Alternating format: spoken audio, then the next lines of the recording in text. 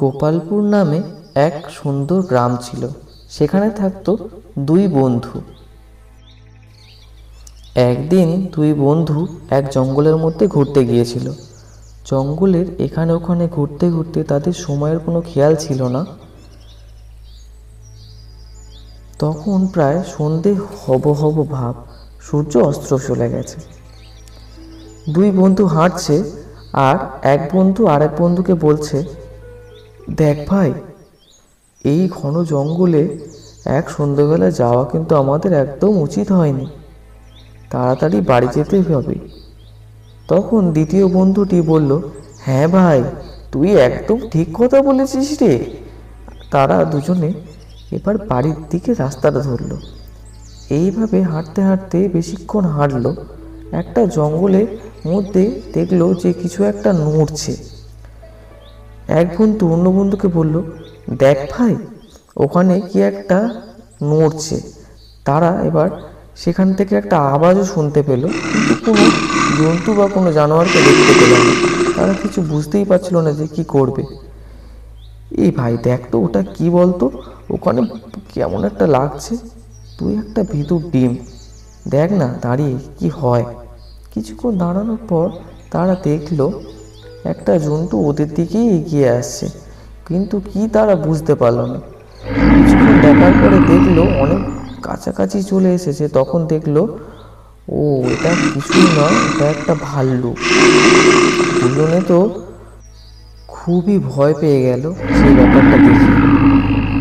এদিকে ভাল্লুককে কাছে আসতে দেখে এক বন্ধু অন্য বন্ধুকে বলল, দেখ ভাই, ভাল্লুকটা তো আমাদের কাছে আসছে, তুই কি গাছে উঠতে জানিস?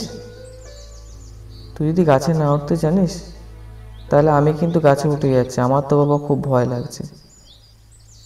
এই কথা সে দ্বিতীয় বন্ধুটাকে বলতে লাগলো।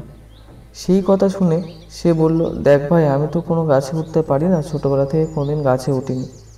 তখন বন্ধু বলল, দেখ ভাই, নিজের প্রাণটা তো আগে আমাকে বাঁচতে হবে, বলে সে গাছে গিয়ে উঠে বসলো।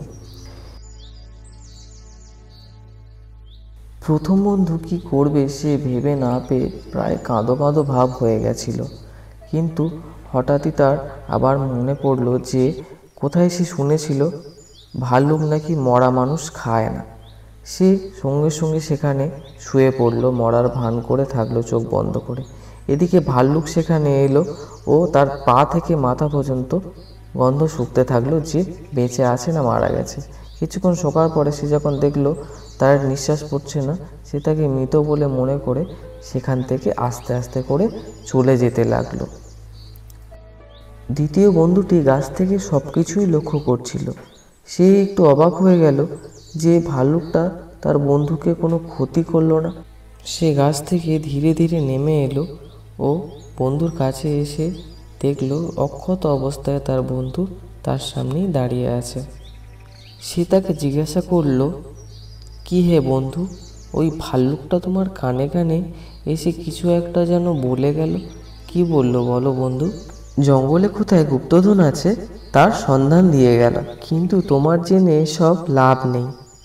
বিপদের সময় যে বন্ধু আরেক বন্ধুকে পেলে পালায়, তাকে যাই হোক যা বলা যায়, কিন্তু প্রকৃত বন্ধু বলা যায় না। তুমি সারা জীবন আফসোস করো গুপ্তধনের জন্য, আমি কোনোদিন বলবো না, সেটা শুধু আমিই জানবো।